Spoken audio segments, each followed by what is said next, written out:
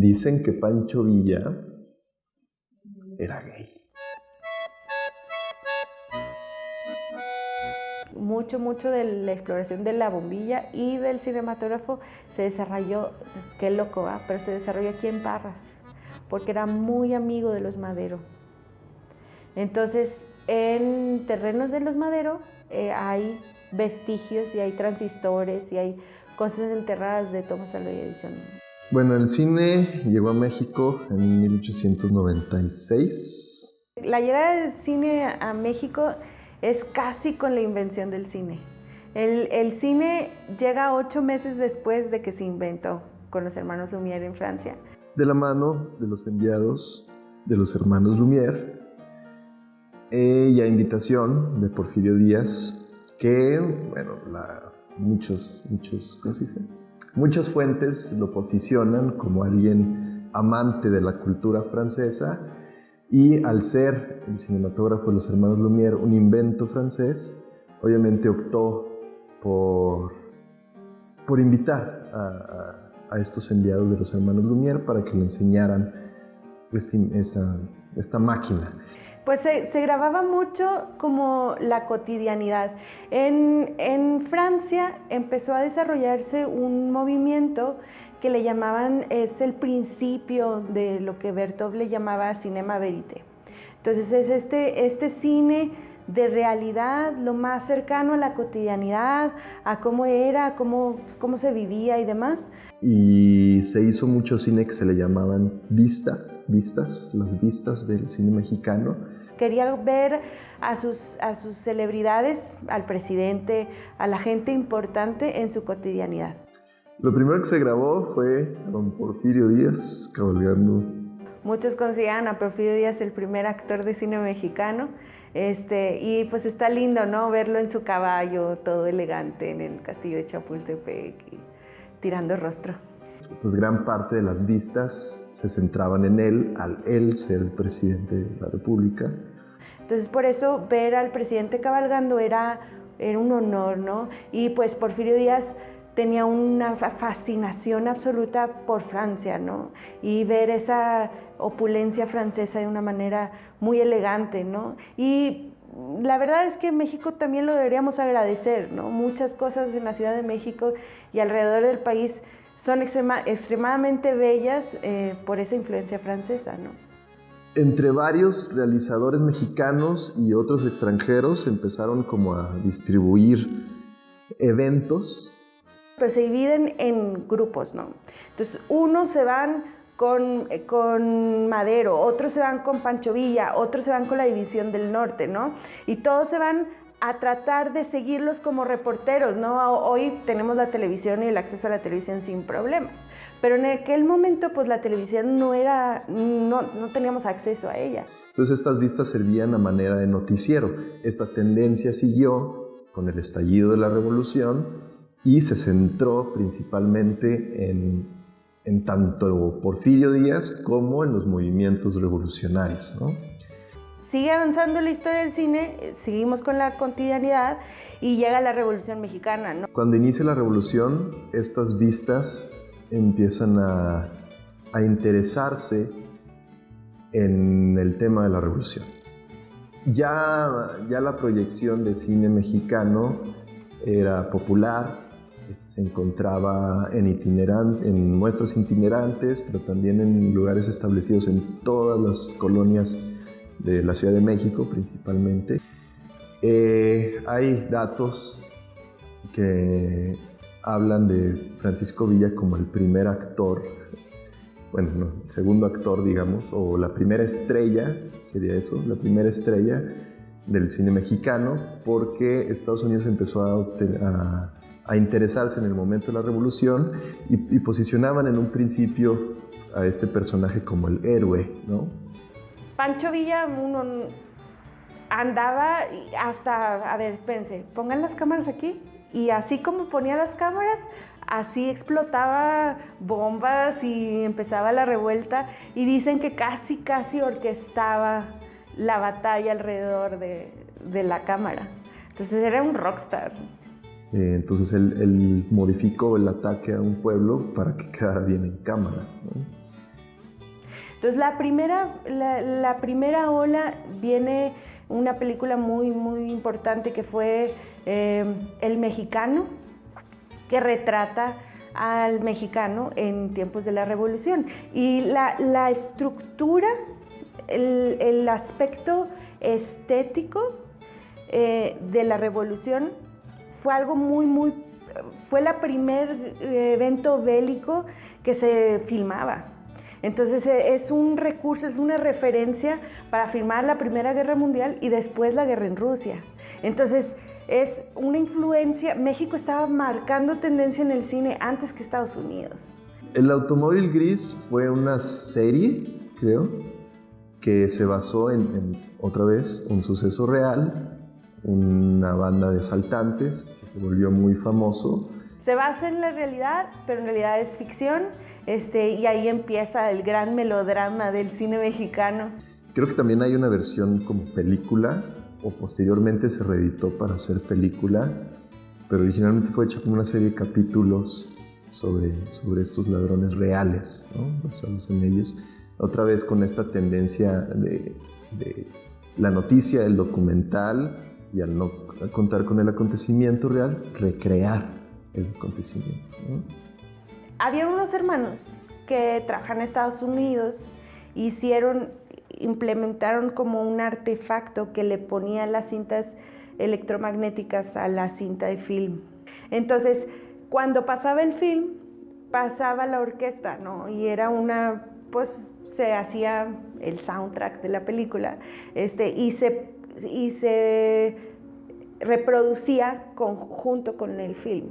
Curioso cómo cuando empieza el sonido, lo primero que piensan es música, hacer baile, hacer fiesta. Y pues México no fue la excepción. Y se hizo esta película llamada Santa, y pues creo que fue bastante bien recibida. Una santa en este infierno. Y en México es uno de los países en los que se popularizó rápidamente el cine sonoro, a diferencia de Japón, por ejemplo.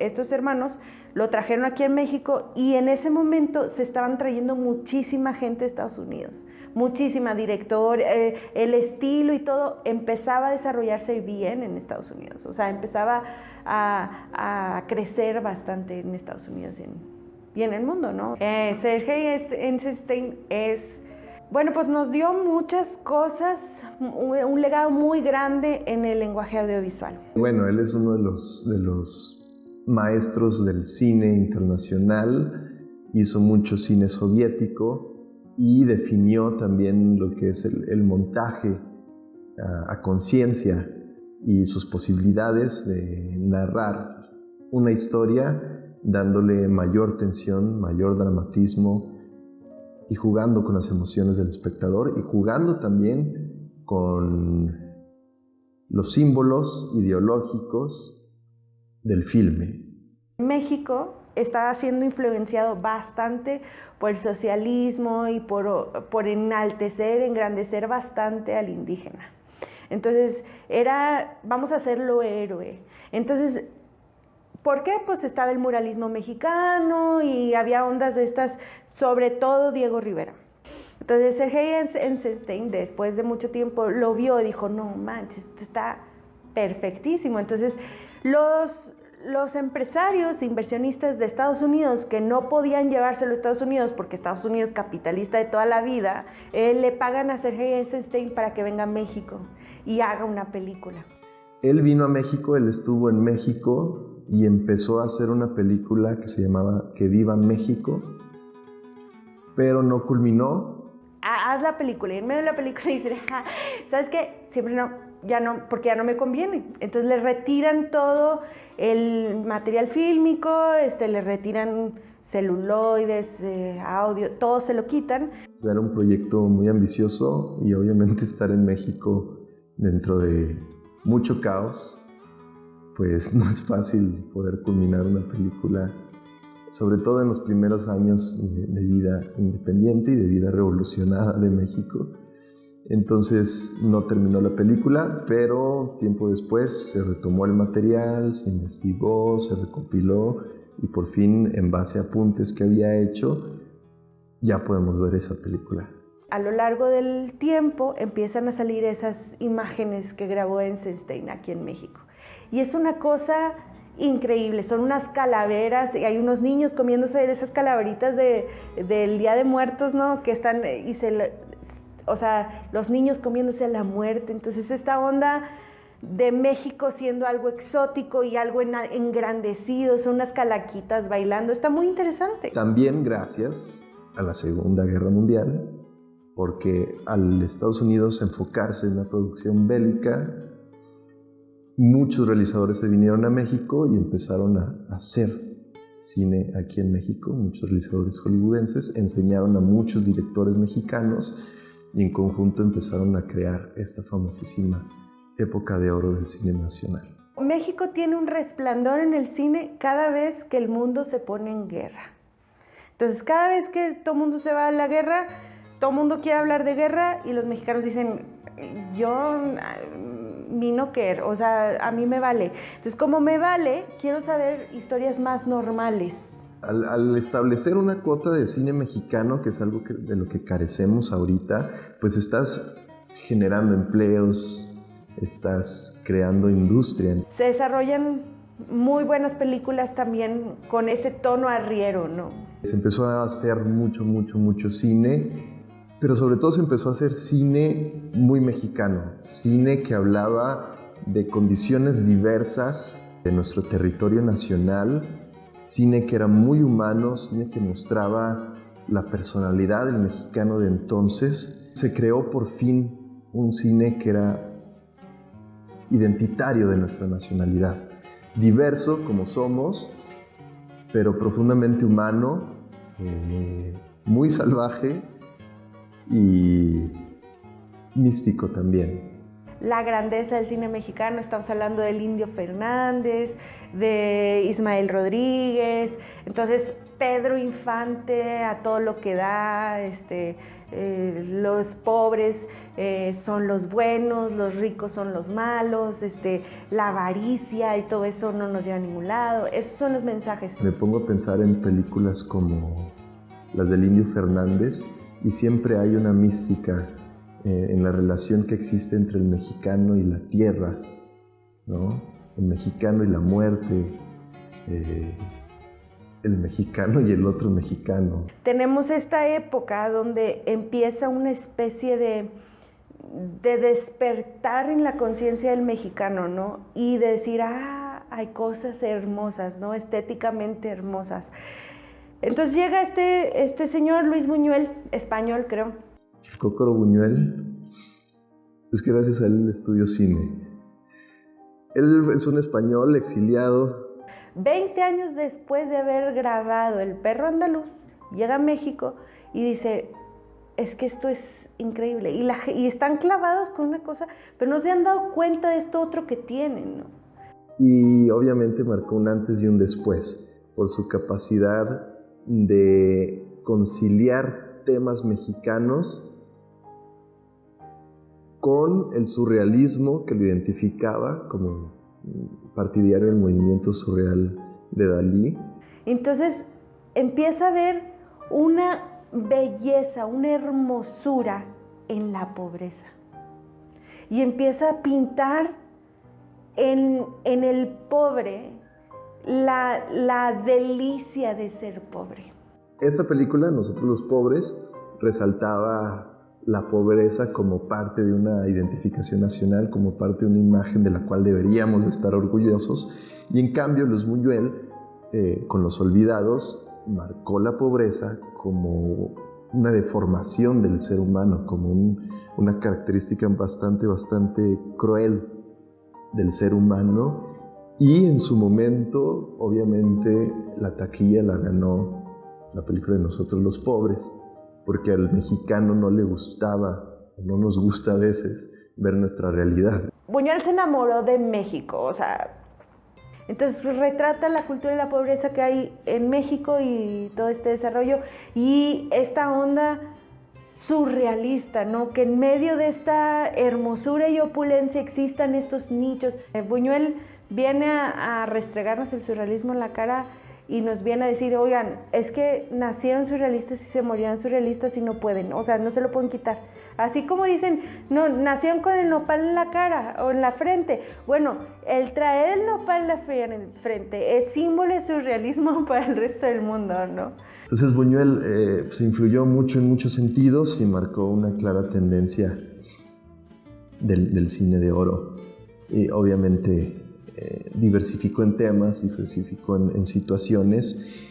Se quita el apoyo al cine mexicano y va quedándose, va mermando la calidad. Ese cine empezó a decaer y se empezó a comercializar hacia una tendencia en la que había mujeres voluptuosas, en la que había mucha danza, poca ropa, había mucho machismo.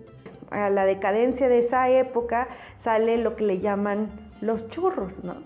Entonces salen los churros, que son los mismos actores en películas de muchísimo menos presupuesto, pero hay que sacar muchas películas. Hay gente que lo considera un tipo de cine de culto porque tiene sus características muy peculiares y porque no sucede en ninguna otra parte del mundo.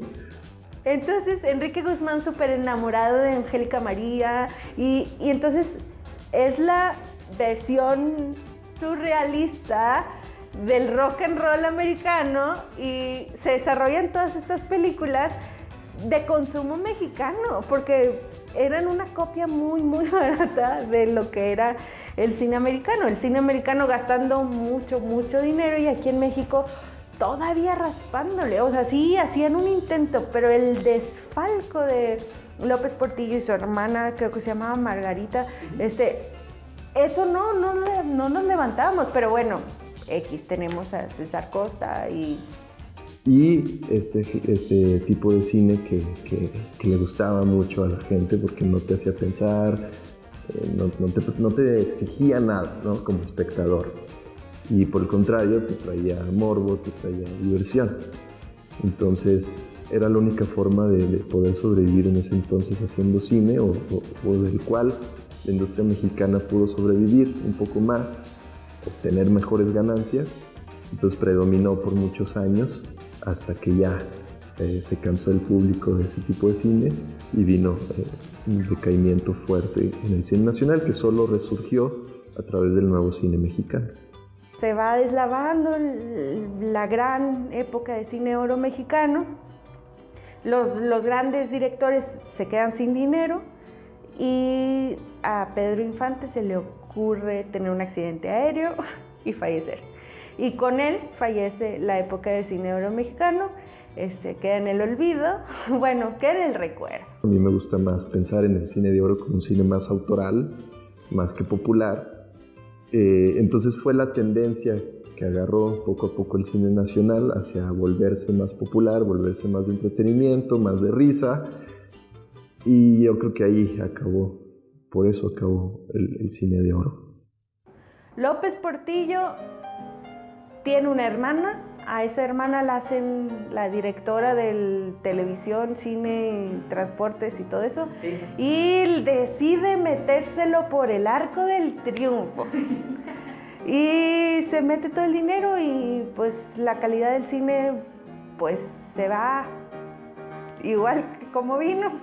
Y siendo que el cine llegó primero a México, siendo que toda la influencia estaba saliendo de aquí, siendo que toda la elegancia y el desarrollo en esta nueva tecnología había surgido primero en nuestro país, se la cedimos a Estados Unidos. Como una consecuencia de la televisión, también de la popularización de ciertos espectáculos muy nuestros, como la lucha libre, que es altamente popular.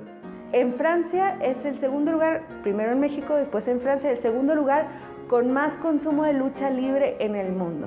Entonces se hacían las películas para México y para Francia. Y entonces nacen y es que empezamos a escuchar Al Santo, Blue Demon, esos Avengers de antaño. A lo mejor es el paralelo de lo que sucedió en China o lo que sucedió en Japón, ¿no? El cine yakuza, el cine kung fu, y nosotros tenemos el cine de lucha libre. Es nuestra arte marcial por excelencia, ¿no? El principio del cine, que era como documentar, exhibía cosa exótica que tiene México, Porfirio Díaz en su caballo, hasta llegar al luchador panzón que también se va a lanzar de la tercera cuerda, pero es que sigue siendo igual de elegante, sigue siendo igual de delicado y de interesante, ¿no? En los 60s empieza una crisis gigantesca económica, social en nuestro país y en el mundo. Estamos empezando a hablar de que las minorías empiezan a activarse, ¿no? Empieza movimientos feministas, estoy hablando del mundo, ¿no? Movimientos feministas, movimientos de trabajadores, y muchísimo abuso. En México no es la excepción. En el mundo empezaron a haber matanzas de grupos minoritarios y esto fue como una efervescencia que se fue contaminando a través de la izquierda de muchos países, que llegó a una izquierda mexicana en la que estaban varios muralistas o que el muralismo como evidenció de una manera más fuerte. Entonces, en todo el mundo en los 60s empiezan a explotar movimientos bélicos en estudiantes. Entonces, en México tenemos nuestro movimiento estudiantil, también bélico, una masacre, la masacre de Tlatelolco, que todo mundo lo vio, todo el mundo lo vivió, todo el mundo lo archivó, porque hay muchísimas fotografías, hay muchísimo video, film, hay muchísimo guardado, hay muchísimos archivos. Y con eso también una mano dura de censura, ¿no? De absoluta censura. Es que entender el movimiento del 68 dentro de un contexto global es complejo, pero parte de una necesidad de dignificar a las juventudes estudiantiles, de dignificar la educación libre, de ir en contra de los totalitarismos, de las dictaduras que estaban disfrazadas y que siguen estando disfrazadas. Estaban todos muertos en la plaza de Tlatelolco, obviamente, y muchísimas mamás llorando por la ausencia de sus hijos, y todavía duró hasta el 71 con Echeverría. O sea, esos movimientos gigantescos, obviamente había que decir algo, ¿no? El arte se utilizó a denunciar, hubo persecución política para muchas figuras, para muchos muralistas, para muchos artistas, escritores, etc. La desaparición no solo fue de jóvenes, estudiantes, sino de muchos otros personajes. Otros tuvieron que huir del país. Antes, después, ahora, para siempre va a existir aquí y en todo el mundo una cultura de la censura, ¿no? Tanto que esa censura no se levantó hasta muchos años después. Y tenemos el caso de la película de los 90s de Rojo Amanecer, ¿no? Entonces, que estuvo enlatada por años y no se estrenaba por la censura que existía en nuestro país, que finalmente en este país y en todo el mundo está igual. O sea, censura siempre va a haber, porque siempre va a haber alguien en el poder que necesita tener control de la información de manera absoluta. Entonces, pues sí, finalmente los artistas siempre transgrediremos al resto, al grupo de poder, porque finalmente vamos a ser un reflejo directo de lo que nuestra sociedad nos exija, porque tenemos que darle la ventana para que rían, para que lloren, para que griten, para que se desesperen, para que lo entiendan o para que no lo entiendan, no. Años 60 se crea el CUEC UNAM, primero con cineclubs y luego después hace el CUEC. En años 70 se crea el CCC. Son las escuelas más grandes de cine del país. Y junto con eso se vuelve un cine muchísimo más maduro aquí en el país. Y estamos así como contradiciéndonos porque, les digo, después de ese gran golpe no podíamos levantarnos. Entonces abren la Cineteca, concentraba la autonomía del cine y la Cineteca era el que decía qué veías y qué no veías, o sea, tanto de Hollywood y no de Hollywood. Según las lenguas, el mito es que al hacerse la película del 68 y al haberse documentado mucho la realidad del 68, se tenía guardada en la Cineteca Nacional Y pues estos presidentes tan bonitos de nuestra historia simplemente le echaron fuego a la Cineteca Nacional, haciendo o provocando que se perdiera gran parte de nuestro acervo fílmico del país. También dentro de un contexto en el que el cine empieza a ser un objeto de comunicación en esta interculturalidad de la globalización, pues también cada país empezaba a apoyar la creación de su propia cinematografía. Y gracias a esto viene la nueva ola del cine mexicano, que arranca o que explota ya en los 90s con Iñárritu, con Cuarón, con Del Toro, varios más. También los personajes del cine mexicano son bastante entregados, o sea, son como muy libres, o sea, le entran y esas ideas de la moral y etcétera son hasta cierto punto determinantes, pero no son limitantes. La muerte, la mística de la muerte es también algo que tenemos heredado desde lo prehispánico. Sabemos hacer cine sin el gran presupuesto, sabemos hacer un cine muy social, muy enfocado en realidades diversas. Pienso en las de Ripstein, pienso en las de Amat, pienso en las de Reigadas. Y tenemos esta contemplación del mundo que puede conciliarse quizá con la japonesa, pero no es igual. Creo que la japonesa es más de una valoración espiritual y la nuestra es más como de una necesidad de interrogarnos qué hacemos aquí, quién somos. Esa es una pregunta también que identifico como constante en los personajes del cine nacional. ¿Qué hago aquí? ¿Quién soy? Estamos en constante búsqueda de una identidad porque la perdimos en mucho tiempo y estamos tan llenos de influencias externas, Gravity incluso, ¿no? Una persona que queda perdida, sin nacionalidad, sin nada.